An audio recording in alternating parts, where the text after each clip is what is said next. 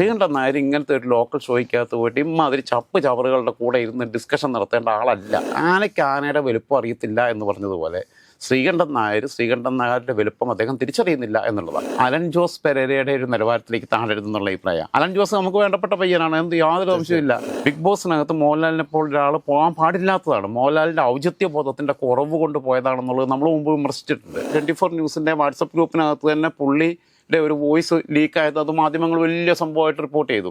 പക്ഷേ എന്താ, പുള്ളി സഹികെട്ടിട്ട് പറഞ്ഞതാണ്. പുള്ളി പൊതുവെ അങ്ങനെ പറയാത്തതാണ്. പക്ഷേ മര്യാദയ്ക്ക് പണിയെടുക്കുന്നില്ലെങ്കിൽ നിങ്ങളൊന്ന് വേണ്ട എന്നുള്ള രീതിയിൽ അവരുടെ സ്റ്റാഫിൻ്റെ ഒരു ഗ്രൂപ്പിനകത്താണ് ഇവിടുത്തെ ഏറ്റവും വലിയ മാധ്യമ പ്രവർത്തകയാണെന്ന് പറഞ്ഞ് കരുതിയിരിക്കുന്ന അങ്ങനെയുള്ള അലവലാദികളാണ് ഇങ്ങനത്തെ പരിപാടി ചെയ്തതെന്ന് വെച്ചാൽ പ്രോംപ്റ്റർ വെച്ച് വായിക്കുന്നവർ ചെയ്യുകയാണെങ്കിൽ മനസ്സിലാക്കാം. ഇത് സ്കിൽഡ് ആയിട്ടുള്ള മനുഷ്യൻ. രാജമേ നമസ്കാരം. നമസ്കാരം. രാജമേ, ശ്രീകണ്ഠൻ നായർ നമുക്ക് മലയാളികൾക്ക് എല്ലാവർക്കും ഏറെ ഇഷ്ടമുള്ള ആളാണ്. നമ്മൾ തമ്മിലുള്ള ഒരുപാട് പ്രോഗ്രാമുകൾ. ഇന്നലെ അദ്ദേഹം 24 ന്യൂസിൽ വ്യത്യസ്തമായൊരു പരിപാടിയായിട്ട് വന്നു, തമ്മിൽ എന്ന് പറഞ്ഞുകൊണ്ട്. പക്ഷേ പരിപാടി അദ്ദേഹം അവതരണ രീതിയൊക്കെ നല്ലതാണ്. പക്ഷേ അതിൽ വന്നിരുന്ന ഗസ്റ്റുകളെക്കുറിച്ച് വളരെ മോശം എന്ന് തന്നെ പറയേണ്ടി വരും. എങ്ങനെയാണ് നോക്കിക്കാണുന്നതിനെ? അല്ല, ഇതിനകത്ത് ഇപ്പോൾ ഉണ്ണി ബാലകൃഷ്ണനോ സണ്ണിക്കുട്ടി എബ്രഹാമോ ജോണി ലൂക്കോസോ ജോൺ ബട്ടാസോ പോലെയുള്ള വളരെ കേരളത്തിലെ സീനിയർ മോസ്റ്റ് ജേർണലിസ്റ്റുകളായിട്ടുള്ള ആളുകൾക്ക് അവരെൻ്റെ നിലവാരത്തിലേക്ക് താഴുമെന്നുണ്ടെങ്കിൽ ഉണ്ടാവും. അപ്പം ഞാൻ അല്ല, അങ്ങനല്ല, ഞാൻ ഉള്ള കാര്യമാണ് പറയുന്നത്. ഫാക്റ്റായിട്ട് പറയുക. അതായത് ഞാൻ പറയുന്നത് അവരുടെ ഒരു അനുഭവ പരിചയം, അവരുടെ ഒരു ദൈക്ഷണിക വൈഭവം, അവരുടെ ഒരു യുക്തിബോധം, അവരുടെ ഒരു വായനയുടെയും അറിവിൻ്റെയും അവർ കടന്നു വന്ന വഴികളിലൂടെ അവർ സ്വരൂപിച്ചിട്ടുള്ള അനുഭവത്തിൻ്റെയും വലിയ ജ്ഞാനം, അതിൻ്റെ മുമ്പിൽ ഞാനൊരു പുഴുവാണ്. ആ സമയത്ത് ഞാൻ പോയ കോളാജ് പോലെ പലതും പറയാറുണ്ട് ചിലപ്പോൾ. കാരണം എന്ന് വെച്ചാൽ എനിക്ക് എൻ്റെ ശരിയെന്ന് തോന്നുന്നതാണ് ഞാൻ പറയുന്നത്. അതിനകത്ത് അപ്പുറത്തോട്ടും ഇടത്തോട്ടും വലത്തോട്ടും ഞാൻ നോക്കാറില്ല. ആകാശത്തിനും ഭൂമിക്കും ഇടയിലുള്ളതല്ല. വേണമെങ്കിൽ സ്പേസിനെ കുറിച്ച് ഞാൻ അഭിപ്രായം പറയും. അല്ലെങ്കിൽ ഇവിടുത്തെ ഏറ്റവും വലിയ എക്യുപ്മെൻറ്റ്സിൻ്റെ ടെക്നോളജിയെക്കുറിച്ച് ഞാൻ അഭിപ്രായം പറയും. ഞാൻ കളിത്തോക്ക് കണ്ടിട്ടുണ്ടെന്നല്ലാതെ മറ്റേ തോക്കും കണ്ടിട്ടുണ്ടെന്നല്ലാതെ ഞാൻ ഇതുവരെ ഉപയോഗിച്ചിട്ടില്ല. പക്ഷേ ഞാൻ അതിനെക്കുറിച്ച് അഭിപ്രായം പറയും. ഞാൻ പറയുന്ന പോലെ ഇരുന്നിട്ട് ഇവരിരുന്ന് പറയാമെന്ന് പറഞ്ഞാൽ അവർ ഡീഗ്രേഡ് ചെയ്യപ്പെടുകയേ ഉള്ളൂ. എനിക്ക് nothing to lose, nothing to get എന്ന് പറയാം. പക്ഷേ അവരെ സംബന്ധിച്ചിടത്തോളം അവർക്ക് ഒരുപാട് നഷ്ടപ്പെടാനുണ്ട്. ശ്രീകണ്ഠൻ നായർ അലൻ ജോസ് പെരേരയുടെ ഒരു നിലവാരത്തിലേക്ക് താഴെഴുതുന്നുള്ള അഭിപ്രായം. അലൻ ജോസ് നമുക്ക് വേണ്ടപ്പെട്ട പയ്യനാണ്, എന്ത് യാതൊരു സംശയമില്ല. പക്ഷേ അവൻ്റെ റേഞ്ചിൽ നിന്ന് അവൻ കളിക്കുന്നു. അവനിപ്പോൾ സീരിയലും കാര്യങ്ങളും ഒക്കെ എടുത്തിട്ട് അഭിനയിക്കുന്നുണ്ട്. അവൻ അങ്ങനത്തെ അഭിനയിക്കുന്ന പോലെ നാളെ മമ്മൂട്ടി ഇരുന്ന് റീൽസ് ഇട്ട് കഴിഞ്ഞാൽ അത് മമ്മൂട്ടിയെ മനസ്സിലാക്കണ്ടേ. ആനയ്ക്ക് ആനയുടെ വലുപ്പം അറിയത്തില്ല എന്ന് പറഞ്ഞതുപോലെ ശ്രീകണ്ഠൻ നായരുടെ വലുപ്പം അദ്ദേഹം തിരിച്ചറിയുന്നില്ല എന്നുള്ളതാണ്.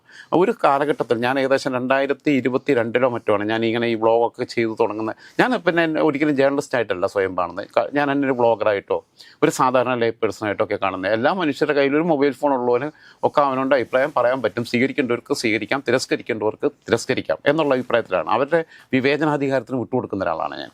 അതെല്ലാ ആളുകൾക്കും ഇന്ന് ചെയ്യാൻ പറ്റും. സിറ്റിസൺ ജേർണലിസത്തിൻ്റെ കാലഘട്ടമാണ്.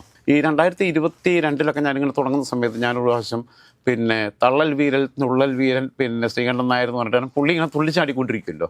അപ്പോൾ അന്ന് നമ്മൾ തമ്മിലായിരുന്നു. അപ്പം ഞാൻ അതിനെക്കുറിച്ച് പരിഹസിച്ചുകൊണ്ട് സാധനം ചെയ്തു. അടൂർ ഗോവിന്ദൻകുട്ടിയുടെ ABC ചാനലുമായിട്ട് അസോസിയേറ്റ് ചെയ്യുന്ന സമയത്ത് പുള്ളി ഈ രാജൻ ജോസഫ് എന്നെ ഇങ്ങനെ കുറേ പറഞ്ഞിട്ടുള്ളതാണെന്നൊക്കെ പറഞ്ഞിട്ട് അങ്ങനെ ഗോവിന്ദൻകുട്ടി എന്നോട് പറഞ്ഞു, പ്രാവശ്യം വിളിച്ചിട്ട് എന്നോട് പറഞ്ഞു, രാജൻ ഭായി, പുള്ളി നിങ്ങൾക്ക് കരുതുന്ന ആളല്ല. ഇവൻ്റെ ഫോണിനകത്ത് ഗുരു എന്ന് പറഞ്ഞിട്ട് സേവ് ചെയ്തേക്കുന്ന ഒരേ ഒരു പേരാണ് SKN ശ്രീകണ്ഠൻ നായർ.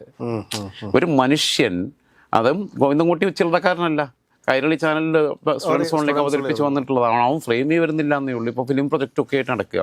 നല്ല സ്കിൽഡ് ആയിട്ടൊരാളാണ്, നല്ല വിഷണറി ആയിട്ടുള്ള ഒരാളാണ്, നല്ല ഫിലോസഫറാണ്. ഗോവിന്ദൻകുട്ടിയായിട്ട് സംസാരിച്ച് കഴിഞ്ഞാൽ ഞാൻ എപ്പോഴും അവനോട് പറയും, നിനക്ക് പ്രോഗ്രാം ചെയ്തുകൂടെ എന്ന് ചോദിക്കും. ഇവൻ ചെയ്യത്തില്ല, അവൻ അതിനകത്ത് താല്പര്യമില്ല. അപ്പോൾ അവൻ എപ്പോഴും ഓൾവേസ് ബിഹൈൻഡ് ദ കർട്ടനാണ്.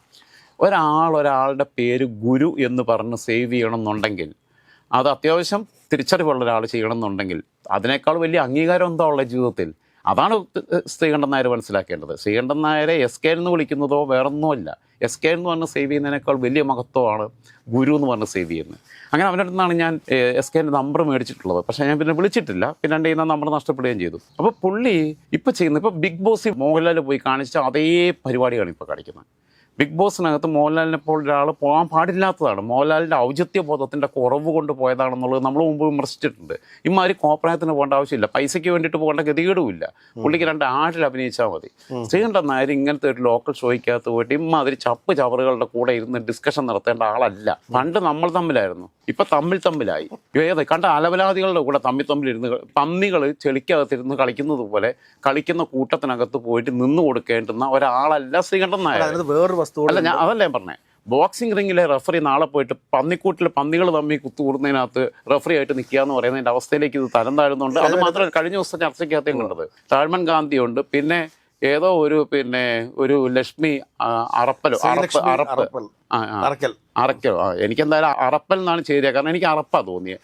എന്തൊക്കെയോ കിടന്ന് കാണാന്നിരുന്ന് ഇങ്ങനെ പറയുന്നുണ്ട്. അതായത് ഈ രാഹുൽ ഈശ്വരൻ്റെ പെങ്ങളാവാൻ യോഗ്യതയുണ്ട് എന്നുള്ളത് മനസ്സിലായി എനിക്ക്. അതേപോലെ സയാമിസ് ടിൻസ് ആയിട്ട് എനിക്ക് തോന്നിയിട്ടുള്ളത് പെങ്ങളെ മാറി. കാരണം ഒരു ആൾക്കൂട്ടത്തിനിടയിൽ അധോവായി വിട്ടിട്ടെങ്കിലും ശ്രദ്ധ പിടിച്ചു പറ്റണം എന്നുള്ളത്. കാരണം ആ ശബ്ദവും ഈ മണവും എല്ലാം കൂടെ ആൾക്കാർ ശ്രദ്ധിക്കില്ല ഇത് എവിടെ നിന്നാണ് വന്നതെന്നുള്ളത്. അങ്ങനെയെങ്കിലും ശ്രദ്ധിക്കപ്പെടണമെന്ന് കരുതുന്ന ഒരു ജീർണ മനസ്സിൻ്റെയും വൈകൃതങ്ങളുടെയും പ്രതിഫലനമായിട്ടാണ് എനിക്ക് ആ ഷോയ്ക്കകത്ത് ഞാൻ പിന്നെ ഈ സിബി ടോപ്പിക് എടുക്കാമെന്ന് പറഞ്ഞപ്പോൾ ഞാൻ ജസ്റ്റ് ഒന്ന് റെഫർ ചെയ്തുള്ളൂ, ഫുള്ളായിട്ട് കണ്ടില്ല.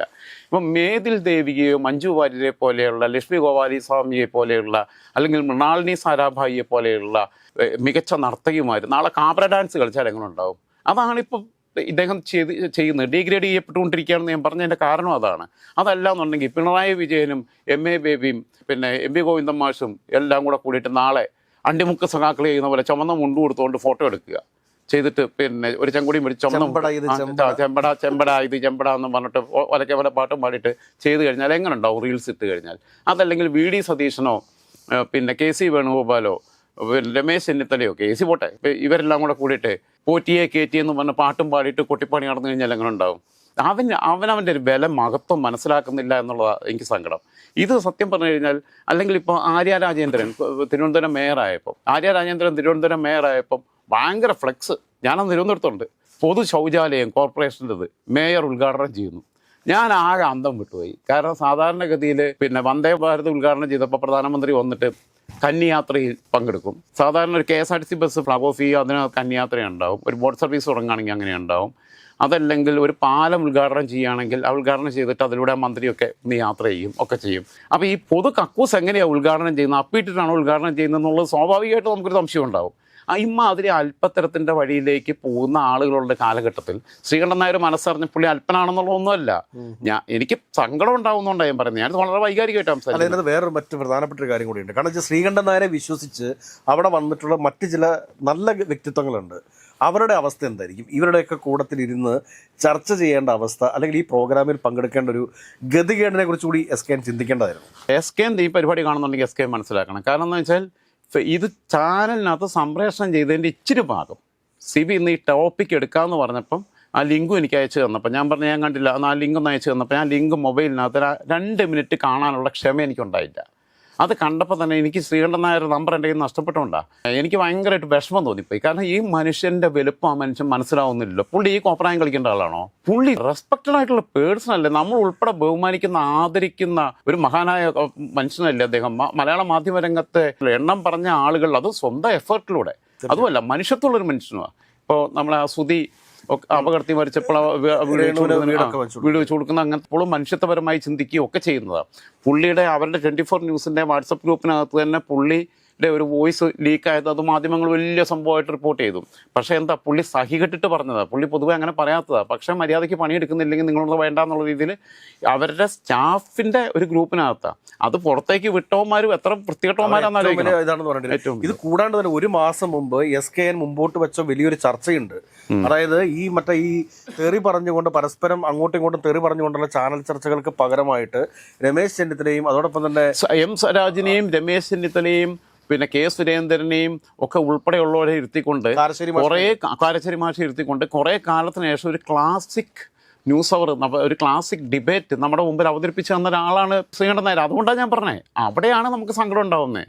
വേറെ ഏതെങ്കിലും വഴിയെ പോകുന്നവരോ ഏതോ പിന്നെ മറ്റേ ഈ അലവലാതി അവതാരകർ കുറേ എണ്ണം ഉണ്ടല്ലോ. പിന്നെ നമുക്കെതിരെ കേസ് കൊടുത്തവർ ഉൾപ്പെടെയുള്ളവരുണ്ട്. ഈ അലവലാതി അവതാരകർ മറ്റേ ഇപ്പം ന്യൂസ് മലയാളത്തിൽ നിന്ന് ഇപ്പം ബിഗ് ടിവിയിലോട്ട് പോയി എന്ന് പറഞ്ഞാൽ ഇന്നും ഫേസ്ബുക്കിൽ പോസ്റ്റാണ്. ഇവിടുത്തെ ഏറ്റവും വലിയ മാധ്യമ പ്രവർത്തകയാണെന്ന് പറഞ്ഞ് കരുതിയിരിക്കുന്ന അങ്ങനെയുള്ള അലവലാദികളാണ് ഇങ്ങനത്തെ പരിപാടി ചെയ്തതെന്ന് വെച്ചാൽ പ്രോംപ്റ്റർ വെച്ച് വായിക്കുന്നവർ ചെയ്യുകയാണെങ്കിൽ മനസ്സിലാക്കാം. ഇത് സ്കിൽഡ് ആയിട്ടുള്ള മനുഷ്യൻ, നല്ല പിന്നെ മരുന്ന് കയ്യിലുള്ള സ്റ്റഫ് കയ്യിലുള്ളൊരു മനുഷ്യൻ, ആ മനുഷ്യൻ വന്നിട്ട് ഈ കോപ്രായ അല്ലെങ്കിൽ പുള്ളിക്ക് ഇങ്ങനത്തെ കോപ്രായ പരിപാടി അവിടെ വേണമെന്നുണ്ടെങ്കിൽ നമ്മൾ തമ്മിലെന്നോ നിങ്ങൾ തമ്മിലെന്നോ തമ്മിലെന്നോ ഈ തമ്മിലെന്നുള്ളത് എനിക്ക് തോന്നുന്നത് 1985 സാജൻ സംവിധാനം ചെയ്ത് SN സ്വാമിയുടെ കഥയും കല്ലൂർ ഡെന്നീസിന്റെ പിന്നെ തിരക്കഥയാണ്.